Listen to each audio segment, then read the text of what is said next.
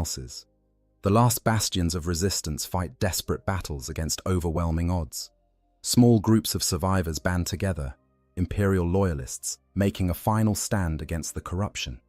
They fortify whatever positions they can, arm themselves with whatever weapons they find, and prepare to die fighting rather than surrender to chaos. Some are military personnel, still trying to fulfill their duty. Others are civilians who refuse to give up. A few are even former cultists who finally understand what they've unleashed and seek redemption through resistance. These pockets of resistance can't win. They lack the numbers, the resources, and most critically, they're fighting an enemy that can't be defeated with conventional weapons. But they fight anyway, because fighting gives them purpose, because dying in battle is preferable to transformation or possession, because some part of them still believes that if they can hold out just a little longer, help might arrive. It doesn't, of course. Help isn't coming. The Imperium has already written this world off. The landscape continues to transform. Familiar landmarks disappear or change beyond recognition. New geography appears, towers of bone, forests of crystallized screams, rivers of time that flow backward. The boundaries between locations become fluid. A door might open into a different city or a different world entirely. Maps become useless as roads lead to destinations that change with each journey. The concept of distance loses meaning when places can be adjacent one moment and separated by impossible gulfs the next. Certain areas become even more corrupted, transforming into demon worlds in miniature. These zones exist partially in both reality and the warp simultaneously, operating under whatever rules the controlling demon decides to impose. Gravity might work sideways. Light might cast darkness instead of illumination. The inhabitants might find themselves repeating the same actions forever, trapped in cycles of torment specifically designed by sadistic entities. These zones expand slowly, consuming more of the world, and anyone caught in their expansion is trapped forever. Animals and plants undergo final transformations. Creatures that were merely mutated before become something entirely new, species that have never existed in nature and violate every principle of biology. Plants develop awareness and malice, their thorns becoming weapons, their pollen carrying not just allergies but madness. Some organisms merge together into chimeric horrors that combine the worst aspects of multiple species. The entire ecosystem becomes hostile to human life, as if the planet itself is rejecting its former inhabitants. The few remaining functional technologies fail completely. Machines that somehow kept working despite everything give up. Their machine spirits finally corrupted beyond function. Lights go out permanently. Life support systems cease. Communication devices emit only screams and static. The technological infrastructure that made civilization possible on this world is dead, leaving survivors to face the end with nothing but what they can hold in their hands. Through all of this, the cultists who started it all often meet their own ends. The Chaos Gods rarely reward their mortal servants with the glory they were promised. Some are consumed in the final rituals that complete their world's fall. Others are sacrificed by their cult leaders to gain favor with the Dark Gods. Still others transform into Chaos Spawn, mindless monsters that represent the ultimate failure. Only a very few might be elevated to demonhood or taken into the Eye of Terror to serve their gods in the warp. For most, cultists, the victory they work toward becomes their own destruction. These are the final days, the last moments before reality surrenders completely to chaos. What comes next is not really life as any human would understand it. The world will become a demon world, a place where the warp and reality exist in a twisted union. But for the people experiencing these final days, what comes next doesn't matter. They're living in hell made manifest, watching their world die, knowing that their own end approaches. All they can do is survive from one moment to the next, bearing witness to the ultimate corruption of everything they knew, until finally, even that ability fails, and they too are consumed by the darkness. Demonic incursion, when hell comes to life. The moment demons manifest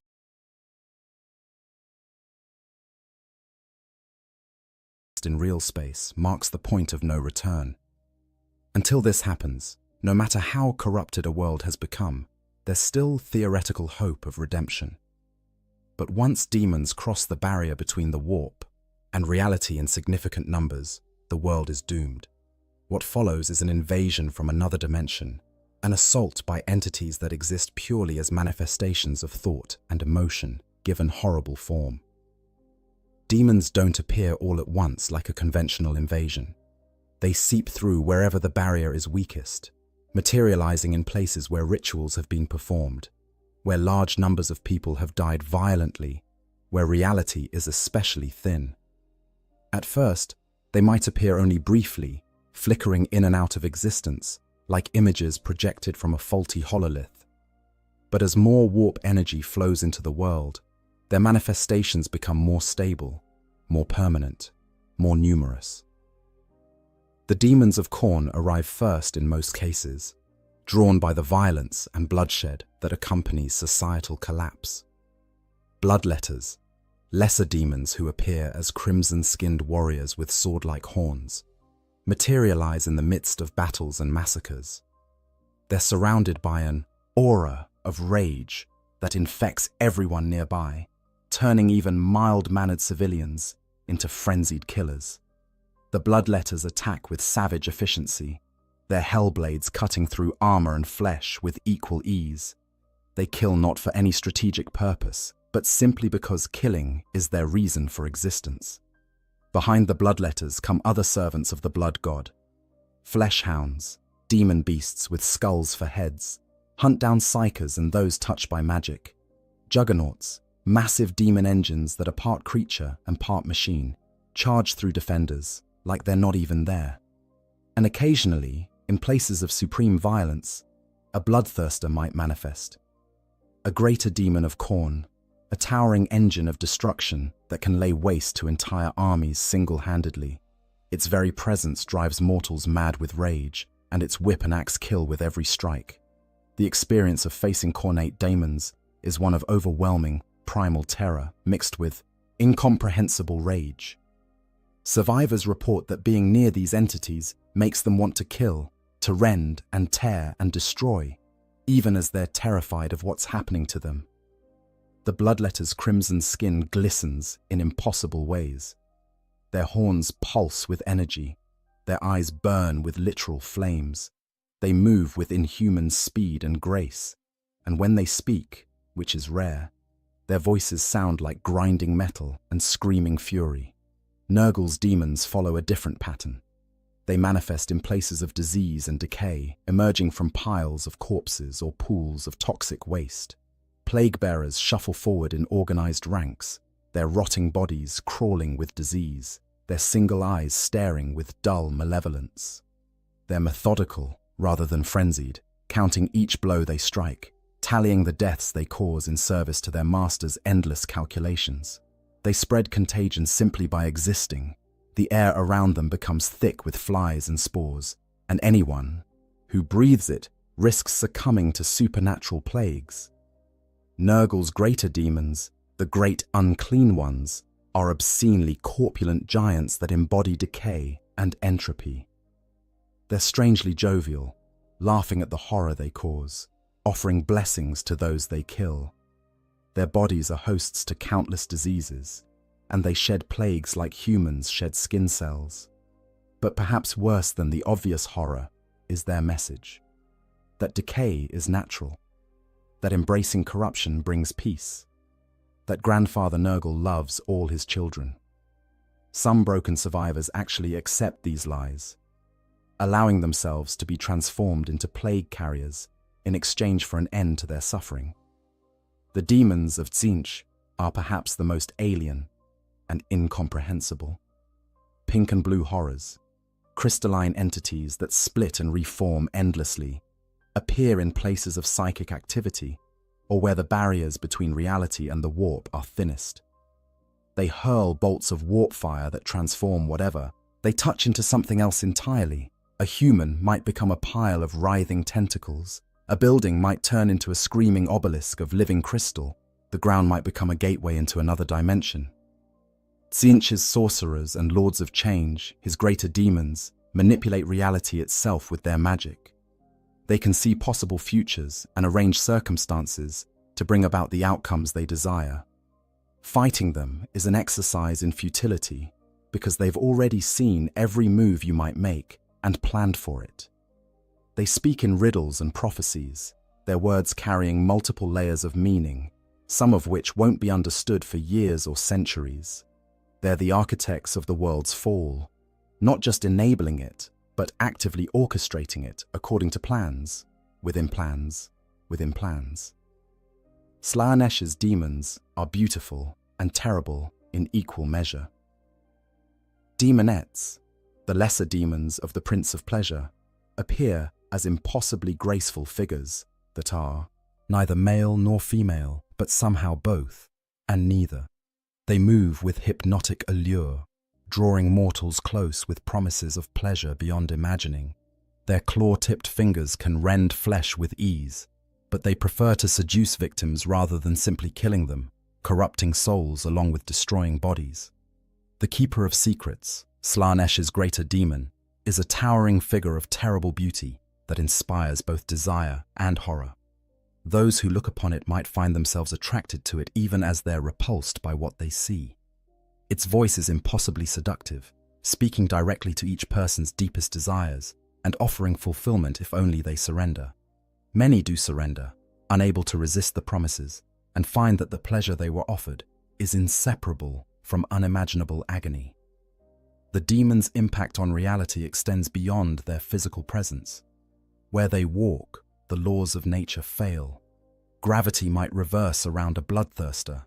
Time might flow backward near a lord of change. The very air might become toxic around a great unclean one. Space might fold and twist around a keeper of secrets. These reality-warping effects mean that conventional military tactics are largely useless against them. You can't predict where they'll be when space is unstable. You can't plan when time doesn't flow consistently. You can't aim when the target exists partially in multiple dimensions. Worse, demons are nearly impossible to permanently kill in real space. When a demon's physical form is destroyed, its essence simply returns to the warp. It might take time for it to regain enough strength to manifest again, but it's not truly dead. Only certain blessed weapons, psychers of enormous power, or the banishment rituals known to the Grey Knights can truly send a demon back to the warp for an extended period. Regular weapons might disrupt a demon's form temporarily, but without these special means, every demon destroyed will eventually return. The survivors of demonic attacks describe experiences that sound impossible but are all too real. They speak of time stopping while a demon killed everyone around them one by one, of being unable to move while something with too many limbs and voices tore their friends apart, of hearing promises whispered in their minds that made them want to surrender, to give up resistance, to embrace corruption, of seeing their loved ones transformed into monsters before their eyes, or dragged screaming into portals that opened into dimensions of pure torment. Fighting demons requires more than physical courage. It requires mental and spiritual strength that most humans simply don't possess. Seeing a demon often causes immediate psychological trauma. The human mind wasn't designed to process entities that exist partially outside reality. Some people simply break upon witnessing a demon, their sanity shattered beyond repair. They might cower in place, unable to move or fight. They might go catatonic. They might start babbling in tongues, their minds trying to process the impossible by creating new language. Those who maintain their sanity and fight back discover that conventional weapons are only partially effective. A lasgun will hurt a demon, but not as much as it should.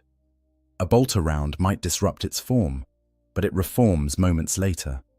Only faith seems to offer any real protection, not faith in any abstract sense, but genuine, absolute belief in the Emperor's protection.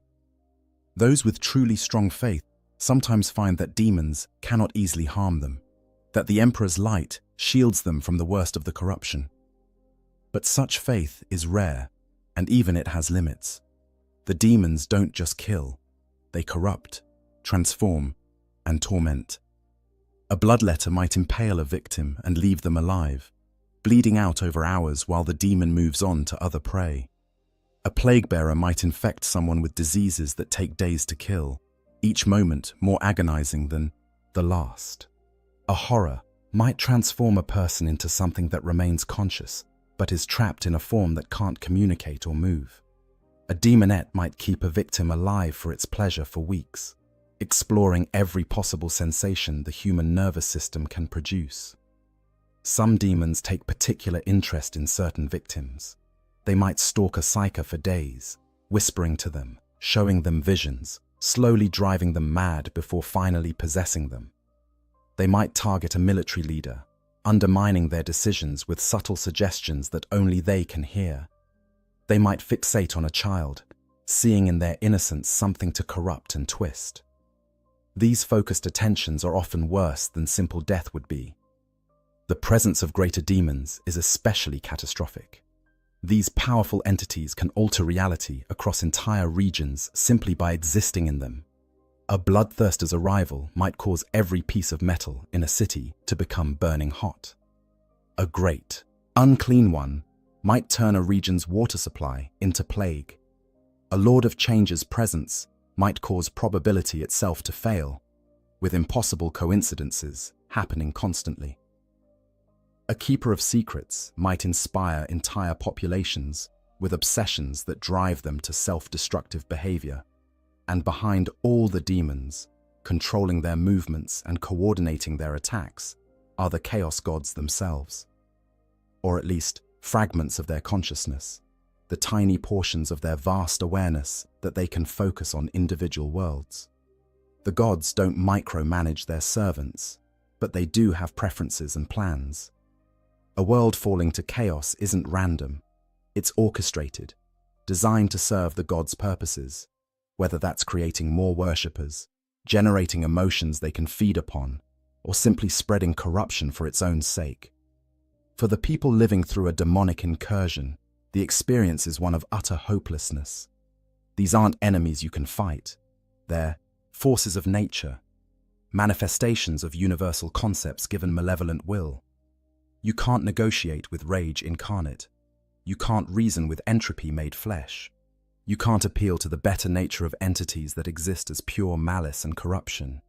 All you can do is survive as long as possible, knowing that every moment you continue to exist is borrowed time, that eventually the demons will find you, and that when they do, your fate will be worse than any death the natural world could offer. The choice, death or damnation. In the final hours of a world's fall to chaos, those who remain alive face an impossible choice. They can die fighting, maintaining their humanity and their loyalty to the Emperor until the very end. They can die by their own hand, choosing when and how they leave existence, rather than waiting for worse fates. Or they can surrender to chaos, accepting transformation and corruption in exchange for survival, or at least a parody of it. For the loyal, the choice is agonizing but ultimately simple. They would rather die as humans than live as monsters. They've watched friends and family fall to corruption. They've seen what chaos does to those who embrace it.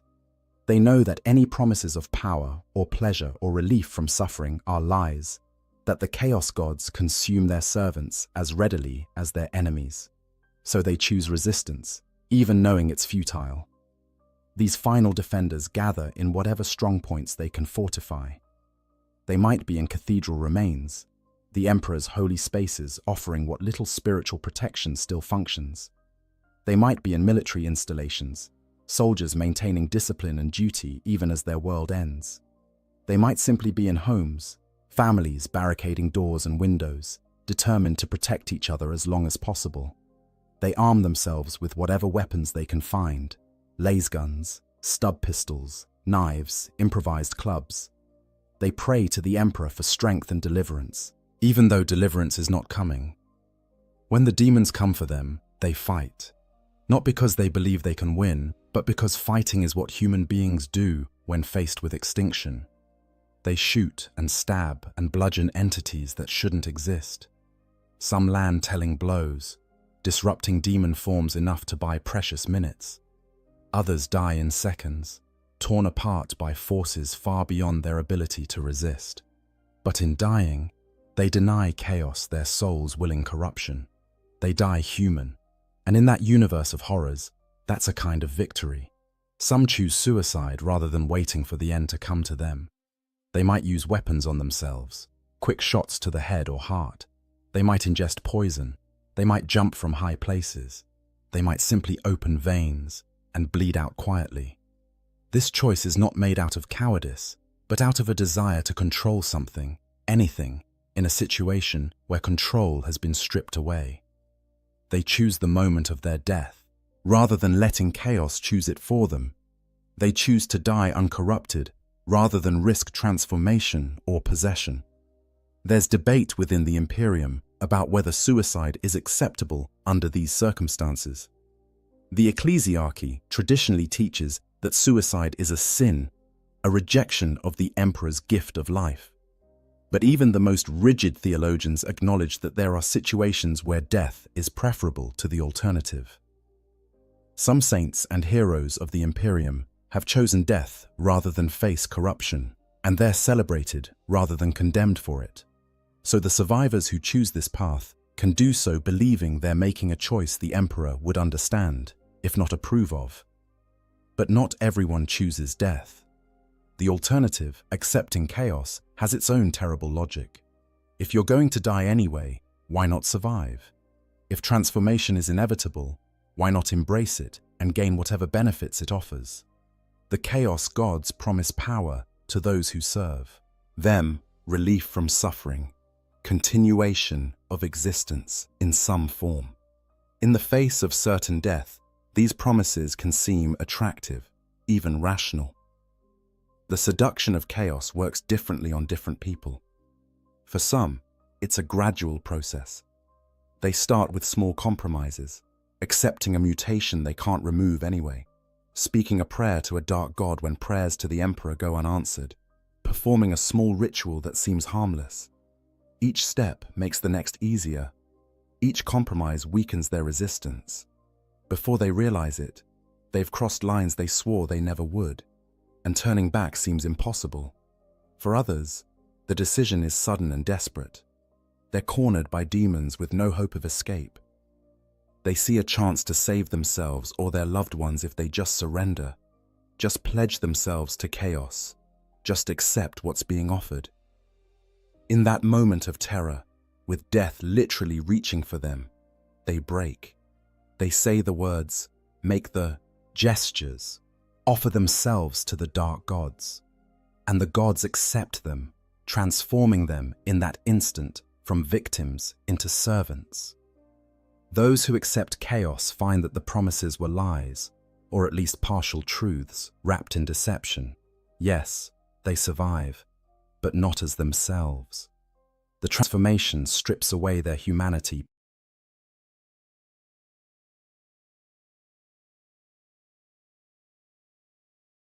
piece by piece. Their bodies beyond recognition. Their minds become alien, filled with urges and thoughts that aren't their own. Their souls are bound to gods who view them as less than nothing, tools to be used and discarded. Some experience their transformation as a kind of liberation. The constraints of morality and human limitation fall away. They embrace the power flowing through them, the ability to do things no normal human could do. They revel in their corruption, seeing it as evolution rather than degeneration.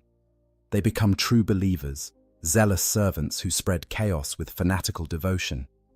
But even these willing servants are puppets, acting out roles the gods have written for them. Others remain aware of what they've lost. They're trapped inside their own transforming bodies, unable to stop what's happening to them, screaming internally even as their mouths speak words in dark tongues. They see themselves committing atrocities and can't stop their hands from moving. They feel their personalities being overwritten by something else, something that uses their memories but isn't them anymore. For these conscious victims, becoming a chaos servant is an ongoing torture that might last for centuries. There's a third path, though fewer take it: trying to hide, to survive without choosing either loyalty or corruption. These survivors retreat to the deepest, most isolated places they can find. They hide in bunkers, in caves, in forgotten sectors of dead hives. They avoid both demons and imperial forces, trying to wait out the apocalypse and somehow emerge when it's over. They subsist on whatever they can scavenge, drinking contaminated water and eating food that might be mutated or diseased, because it's still better than the alternatives. Most of these attempts at neutrality fail. The world is becoming a demon world, and there are no neutral zones in such a place. The corruption seeps into even the deepest shelters. The warp's influence penetrates every crack and crevice. Those trying to hide eventually must emerge, and when they do, they find a world so transformed that survival isn't meaningful anymore. Or they're discovered by demons who can sense life even through meters of rock and steel. Or they slowly starve or succumb to disease, dying in their hidden places with no one to mark their passing. A very few might actually survive in hiding long enough to see the world stabilize into its new form as a demon world. These survivors emerge into a nightmare realm where reality operates under rules the chaos gods have written. They might become slaves to demon princes or cultists. They might be hunted for sport. They might be transformed despite their resistance. Or they might simply try to continue existing in a place hostile to human life. Their survival, a prolonged agony in service to nothing. For the children, the choice is even more cruel because they often don't understand what's happening well enough to make an informed decision. They might be too young to grasp the concept of choosing death over corruption. They might trust adults who've themselves been corrupted and follow them into damnation. They might survive through pure luck, their innocence somehow protecting them, or simply making them uninteresting to the demons and cultists hunting bigger prey. Some parents make the choice for their children. They kill their sons and daughters, rather than let them fall to chaos, then kill themselves immediately after. It's an act of terrible love, motivated by the belief that death is a mercy compared to what chaos would do to them. Whether this choice is righteous or monstrous is debated by imperial theologians, but in the moment, the parents making it believe they're saving their children's souls, even as they end their children's lives. The Imperium's doctrine on these matters is absolute. Resist until death. Never surrender to chaos under any circumstances. But the Imperium's theologians and commanders who preach this doctrine have never stood on a world falling to chaos, never watched demons tear through their homes, never had to make these impossible choices. For those actually living through it, the decision is far more complicated than doctrine allows. The human survival instinct is powerful, and when death is the only alternative to corruption, many find that they're not as willing to die as they thought they'd be. What's tragic is that neither choice offers salvation. Dying denies chaos your service, but doesn't save your soul.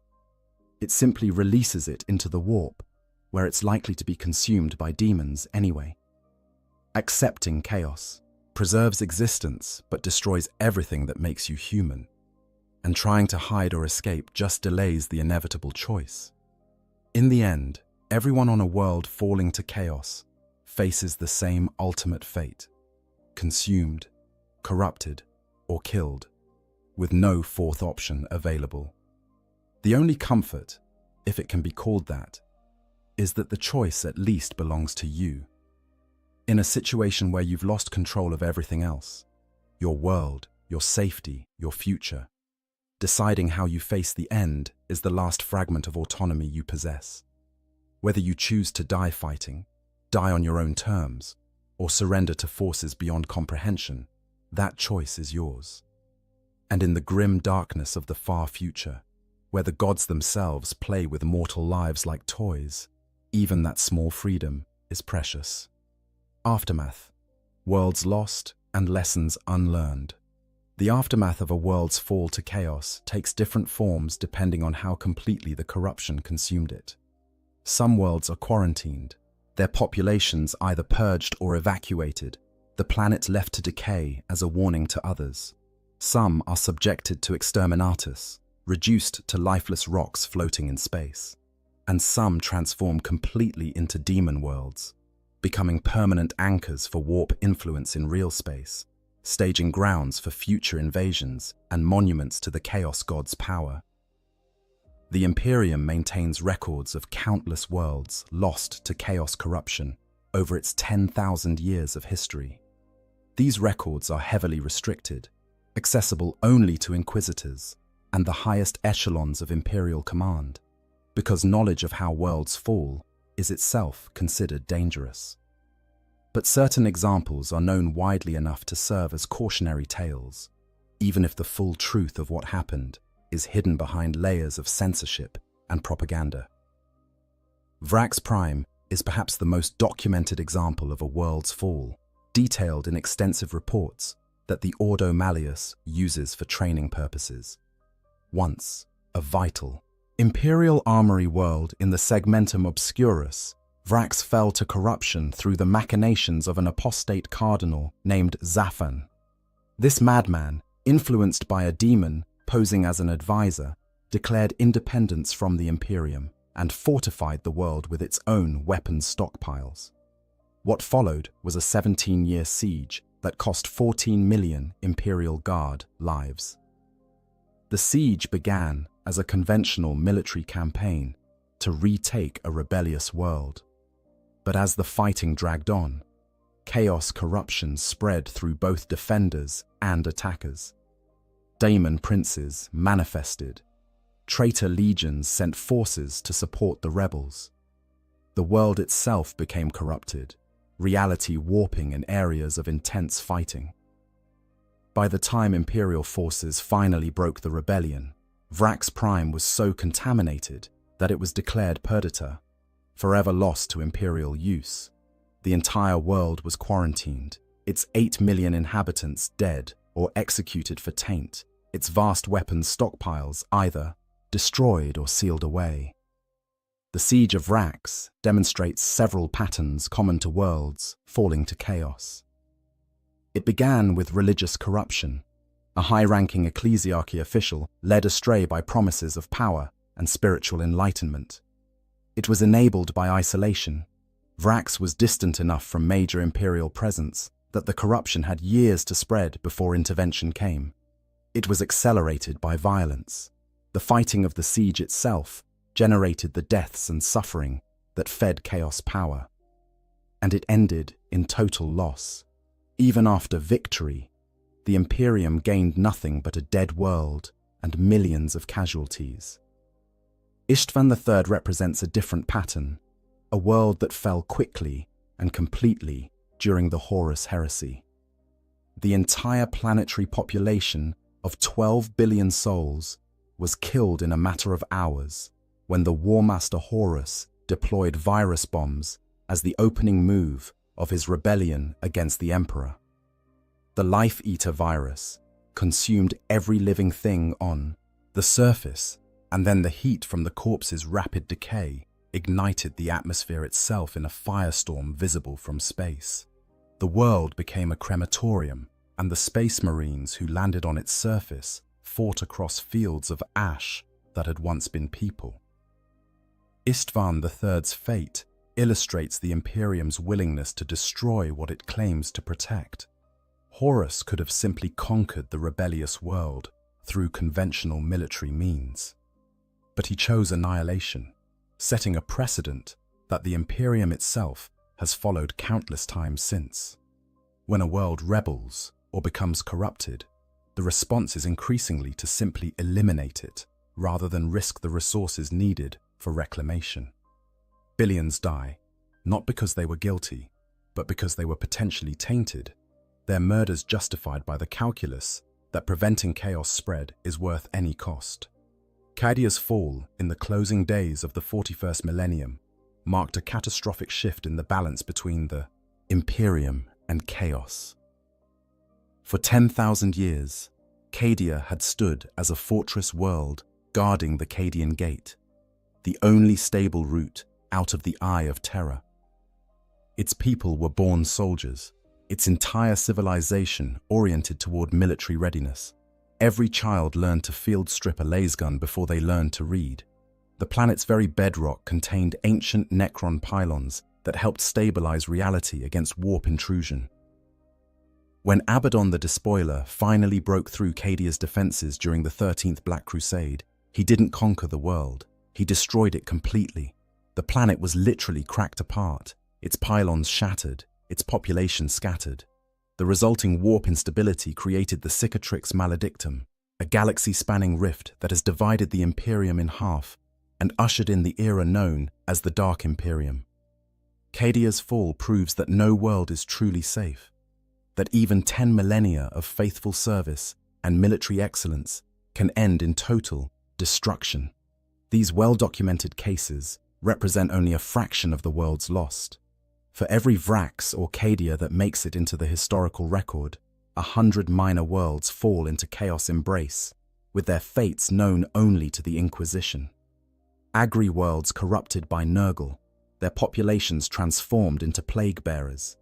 Mining colonies that delved too deep and broke through into ancient vaults filled with chaos artifacts. Research stations where tech priests' forbidden experiments opened portals they couldn't close. Pleasure worlds where Slaneshi cults corrupted the wealthy nobility and spread their influence through decadence and excess. The demon worlds that survive Exterminatus become permanent wounds in reality. The Eye of Terror contains thousands of such worlds, each ruled by a demon prince or powerful champion of chaos, each a twisted mockery of natural law. Some are constantly at war, their populations forced into eternal battle to feed Khorne's hunger. Others are plague gardens where Nurgle's diseases evolve in infinite variations. Still others are constantly changing, transformed by Tzeentch's whims, or devoted to endless experiences of sensation and suffering in Slanesh's honor. Life on a demon world is sustainable in a technical sense. Populations exist, reproduce, continue. But it's so far removed from human experience that calling it life seems inappropriate. The inhabitants might live for centuries, sustained by warp energies, but their existence is one of constant torment or transformation, or servitude to masters who view them as less than livestock. They might have children, but those children are born mutated, twisted from birth, and will grow up knowing nothing but the corruption that surrounds them. They might have some form of society, but it's organized around worship and service to dark gods, all other concerns secondary or non-existent. The question that haunts Imperial scholars who study these cases is whether anything could have been done differently. Could Vrax have been saved if the Imperium had intervened earlier? Could Istvan III's population have been spared if Horus had been discovered and stopped before his rebellion began? Could Cadia have held if different strategies had been employed? The answer in most cases is probably not. Chaos corruption is insidious and patient. By the time it's obvious enough to trigger Imperial response, it's usually too late for anything but damage control. This raises uncomfortable questions about the Imperium's entire approach to chaos. The policy of keeping the population ignorant about the ruinous powers means that people don't recognize corruption when they encounter it. The rigid social hierarchy and oppression create the discontent that cults exploit. The emphasis on faith over understanding means that people can't distinguish between genuine devotion and heretical manipulation. In trying to protect humanity from chaos, the Imperium has created conditions that make humanity more vulnerable to it. But the Imperium learns nothing from these failures, because learning would require admitting fault, would require changing strategies that have been sanctified by 10,000 years of tradition. The response to each world's fall is to purge harder, to be more vigilant, to execute more potential heretics, to crack down more severely on any deviation from orthodoxy. The system that created the conditions for the fall in the first place remains unchanged, guaranteeing that more worlds will follow the same pattern. The survivors of these fallen worlds, the tiny fraction who escape or are evacuated before the end, carry their trauma with them. They're scattered across the Imperium, relocated to other worlds, often mind-wiped to remove their memories of chaos corruption. But even mind-wiping isn't perfect. Dreams persist, nightmares return. A sense of wrongness, of having experienced something terrible, even if the details are gone, haunts them. And if they were tainted at all by chaos exposure, that taint might lay dormant for years before expressing itself, making every survivor a potential vector for future corruption. The worlds themselves, whether destroyed or transformed, stand as monuments to chaos power and the Imperium's failure. Dead rocks floating in space where billions once lived. Demon worlds pulsing with malevolent energy at the edges of real space. Quarantined zones that no Imperial vessel will approach.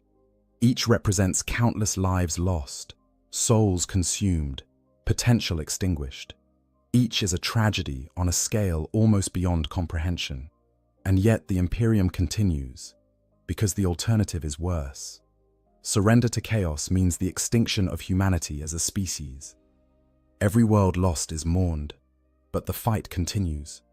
More soldiers are recruited, more worlds are fortified, more prayers are offered to the God Emperor. The machine of the Imperium grinds forward, powered by faith and fear and the blood of its citizens, because stopping would mean letting the darkness win. For the citizens of worlds not yet fallen, these tales serve as warnings. Remain vigilant, report suspicious activity, pray to the Emperor, trust in the Imperium's protection, don't ask questions, don't seek forbidden knowledge, obey the authorities, live in fear, because fear keeps you alert, and alertness keeps you alive. The message is clear. Chaos is always waiting, always watching, always seeking opportunities to corrupt and destroy.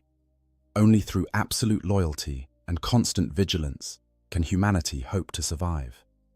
But beneath the propaganda and the warnings, a darker truth persists. In the grim darkness of the far future, vigilance isn't enough. Worlds fall despite the best efforts of their defenders. Chaos finds ways to corrupt even the most faithful. And when your world is chosen as the next target, when the cultists begin their rituals and the barriers start to thin, no amount of prayer or loyalty will save you. You'll face the same impossible choices, the same horrors, the same inevitable doom as all the billions who came before you. And the Imperium will respond the same way it always has, with fire and death, and the cold calculation that some sacrifices are acceptable if they slow chaos advance. Conclusion. Living on a world falling to chaos is an experience beyond the scope of normal human suffering. It's watching everything you know dissolve into nightmare. It's seeing the laws of reality fail. It's facing choices between death and damnation with no third option available. It's witnessing the fundamental corruption of existence itself. The transformation of your home into a staging ground for forces that exist purely to spread suffering and entropy. The psychological impact of this experience cannot be overstated. You start as a normal person, perhaps working in a manufactorum or serving in the PDF, or simply trying to raise your family. You have routines, relationships, hopes for the future. Then, slowly or suddenly, depending on how the corruption manifests, all of that is stripped away. The future becomes measured in hours instead of years. Your relationships are destroyed by death or mutation or betrayal. Your routine becomes simple survival, and even that offers no certainty. You watch your neighbors become monsters. You see your children change into things that shouldn't exist. You experience phenomena that your mind can't properly process. Time flowing backward, space folding in on itself, entities appearing that have no place in the material universe. You realize that the Imperium you trusted to protect you has either abandoned you or plans to kill you, along with the actual heretics. And through it all, You must make impossible decisions about how to respond, knowing that every choice leads to horror. The physical transformation of your world matches the psychological trauma. Familiar landmarks disappear or change beyond recognition. The sky becomes something alien and terrifying. The ground beneath your feet becomes unstable. Technology fails. Social structures collapse. The very air becomes toxic with warp energy. Your world is dying, transforming into something that can no longer support human life in any meaningful sense. And you're forced to watch it happen, while struggling simply to survive another day. What makes this experience especially cruel is that for most people, it wasn't their choice. They didn't seek out chaos corruption. They didn't perform forbidden rituals or worship dark gods. They were simply unlucky enough to live on a world where others made those choices, where cultists worked in secret to bring about corruption, where the barriers between reality and the warp were thin enough to fail under pressure. They're victims of circumstances largely beyond their control, punished for the sins of others, suffering for crimes they never committed. The Imperium's response, while logical from a certain perspective, offers no comfort to those experiencing it. Being told that your entire world will be purged or destroyed to prevent chaos spread is cold comfort when you're one of the people marked for death. Knowing that the Imperium will commemorate your world's fall as a lesson to others doesn't ease your suffering. Understanding that your sacrifice might save other worlds doesn't make facing demon incursions or execution by the Inquisition any more bearable.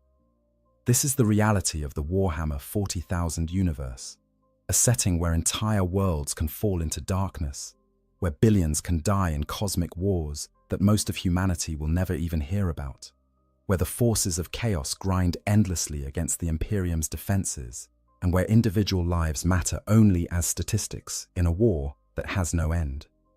The grimdark nature of the setting isn't just aesthetic choice, it's the fundamental reality that makes every story told within it carry weight.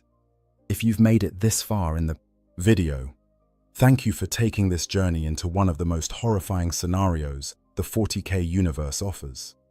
Understanding what happens when a world falls to chaos helps us appreciate why the Imperium is as brutal and authoritarian as it is, even if we can't condone all its methods. It shows us why vigilance against chaos corruption is treated with such deadly seriousness, why knowledge of the ruinous powers is so restricted, why the Inquisition exists, and why they have such terrible authority. If you enjoyed this deep dive into the horror of chaos corruption and want to see more Warhammer 40K lore content, please consider subscribing to the channel and hitting that like button. Your support helps me create more of these in-depth explorations of the grim darkness of the far future. And if there are other topics from the 40K universe you'd like me to cover, leave a comment below and let me know. Whether it's other aspects of chaos, different factions, specific battles, or character studies, I'm always looking for new topics to explore. Remember, in the grim darkness of the far future, there is only war. But there are also stories worth telling, lessons worth learning, and universes worth exploring. Thank you for watching, and I'll see you in the next video. For the Emperor. In the grim darkness of the far future, there are fates that surpass even death in their cruelty. While the faithful servants of the Imperium speak of dying gloriously for the Emperor, of making the ultimate sacrifice on distant battlefields beneath alien suns, they rarely speak of what happens to those who do not die.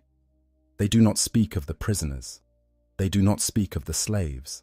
And most terrifying of all, they do not speak of those who fall into the hands of the orcs, those savage green-skinned Xenos, whose empires span countless worlds and whose appetite for violence knows no bounds.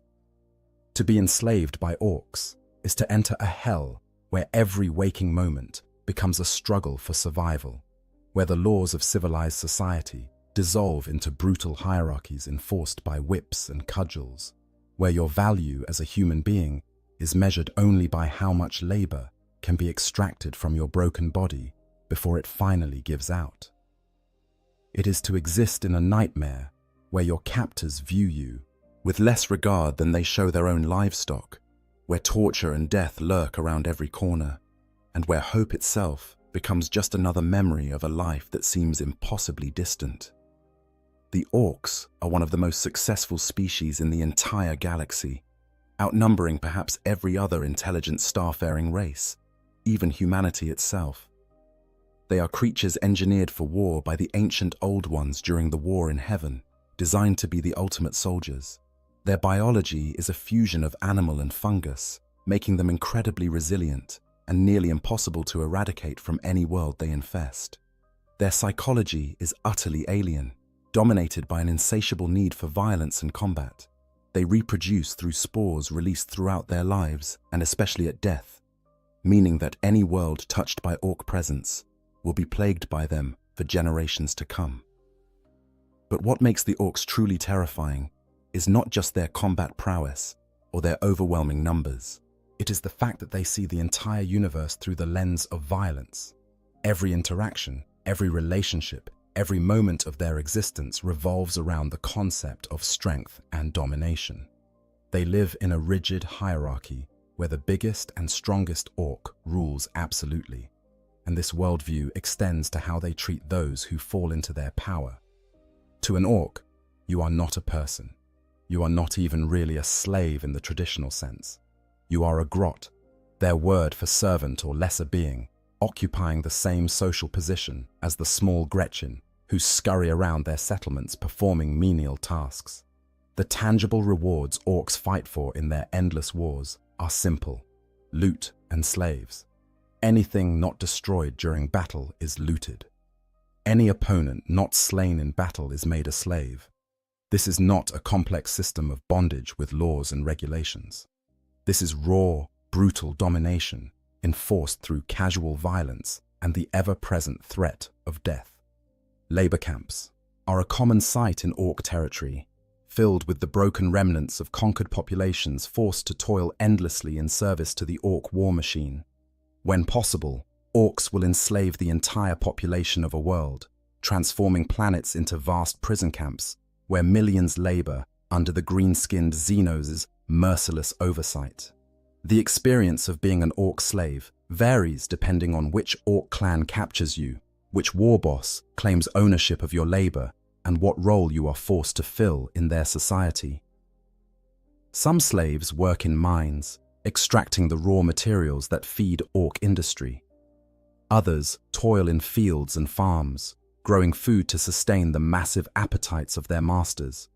Still others are forced to work in the crude factories and workshops where orc technology is cobbled together, assembling weapons and ammunition for the next battle.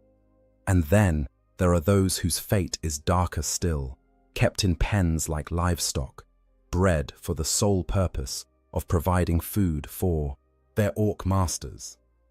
What follows is an examination of what it truly means to be enslaved by orcs. This is not a story of heroic resistance or dramatic escape, though we will touch on those elements. This is an unflinching look at the daily reality of orc slavery, at the physical torment and psychological horror that defines every moment of existence under their brutal rule.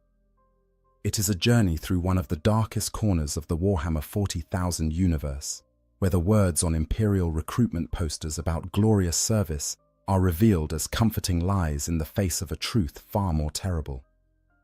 For those who fall into orc captivity, there is no glory. There is no honor. There is only survival, measured in hours and days rather than weeks or months, and the gnawing knowledge that death, when it finally comes, will likely be a mercy. The capture. How humans become orc slaves. The moment your world falls to the orcs, your life as you knew it ends. The transition from free, imperial citizen to orc slave can happen with shocking speed, often in the span of a single day or even hours. Understanding how this process unfolds is crucial to grasping the full horror of what awaits those who survive the initial orc assault. Orc invasions follow a pattern. Though the specifics vary depending on the size of the attacking force, and the nature of the target world.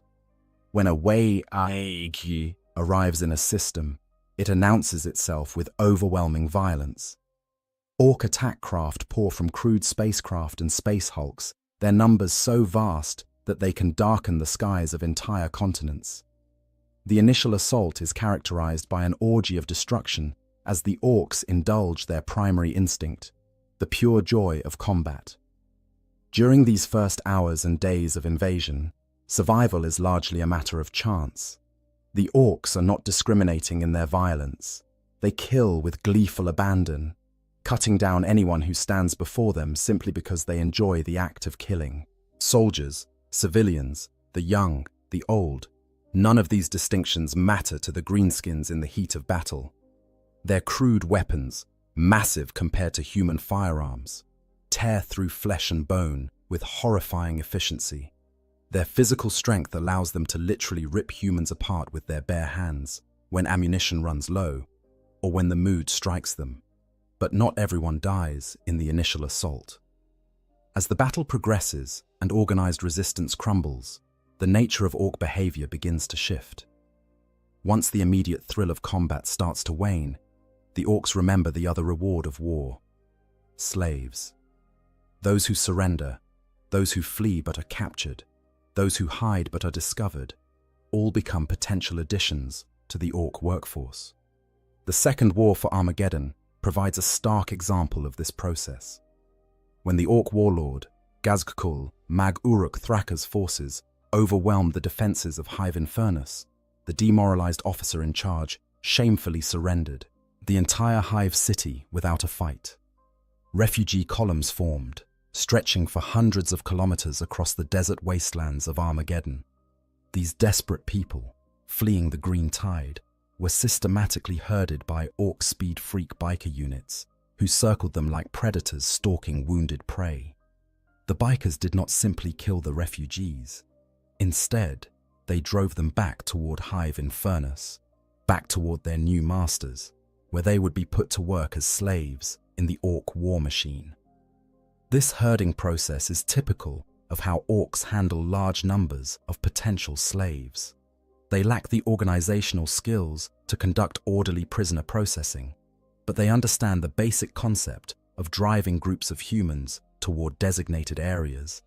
Speed freaks on bikes and buggies, orc boys on foot with crude weapons. Even trained squigs and other creatures may be used to corral fleeing populations. Those who try to break away from the group are often killed as examples, their deaths serving to keep the others compliant through sheer terror. The actual moment of capture is often arbitrary and chaotic. You might be grabbed by a massive orc hand as you try to flee through rubble-strewn streets. You might find yourself surrounded by Gretchen armed with scavenged weapons, their high-pitched voices shrieking orders as they force you to join other captives. You might simply be in the wrong place when an orc runtherd sweeps through an area, rounding up anyone still alive to fill out their slave gangs. Physical violence during capture is almost universal. Orcs communicate through brutality, and they establish dominance over their new slaves through immediate and overwhelming force. Beatings are common, both to subdue resistance and simply because the orcs find it amusing. Bones may be broken, teeth may be knocked out. The message is always clear: you are powerless, you are property, and your survival depends entirely on your captor's whims. The journey to the labor camps or slave pens can be as harrowing as the capture itself. Orc logistics are crude at best, and slaves are often force-marched for days or even weeks to reach their final destinations. Those who fall from exhaustion or injury are typically killed on the spot, their bodies left to rot where they fall. Food and water are provided irregularly, if at all. The orcs seem to operate on the assumption that weak slaves who cannot survive the march are not worth keeping anyway. During these marches, you begin to understand the true nature of your new reality. The orcs do not hide their cruelty or temper their behavior. You watch as they casually torture captives for entertainment, pulling people from the column to use as living targets for weapon testing or gladiatorial combat. You see them select prisoners at random to be eaten, sometimes cooking them over fires, sometimes simply tearing into them raw. The screams of the dying become a constant background noise, a soundtrack to your new existence. Some captures occur in different circumstances. Individual humans or small groups may be seized during orc raiding parties on worlds not yet fully conquered. These raids are common as orc forces spread out from their initial landing zones, sweeping through surrounding territories to gather resources and slaves. Being captured in a raid means you might be thrown into a crude vehicle or cage and transported immediately to orc-held territory, often with minimal explanation of what is happening or what will be done with you. The psychological impact of capture cannot be overstated. In the span of hours, your entire existence is shattered. Everything you knew, everyone you cared about, all the structures and systems that gave your life meaning are torn away. You are stripped of your identity as an individual and reduced to a resource to be exploited. The orcs do not learn your name. They do not care about your skills or your history. You are simply another soft-skinned human, valuable only for the labor that can be extracted from you before you die. Perhaps most terrifying is the arbitrary nature of who is captured and who is killed. There is no logic to it, no pattern you can discern and use to increase your chances of survival. The orc who kills your friend standing next to you might spare you for no reason you can understand. The same orc might kill you tomorrow for equally incomprehensible reasons. This randomness is psychologically devastating, stripping away any sense of control or agency you might cling to. For some, particularly those from worlds with strong imperial faith, capture by Xenos is seen as a fate worse than death. The thought of serving aliens, of being forced to aid the enemies of humanity, conflicts with everything the Imperial Creed teaches. Some choose to fight to the death rather than accept capture. Others attempt suicide when the opportunity presents itself. But most, driven by the fundamental human will to survive, accept their new status as slaves and hope desperately that rescue might someday come. That hope, as we shall see, is almost always in vain. Once you enter orc captivity, escape becomes nearly impossible, and rescue by Imperial forces is extremely unlikely.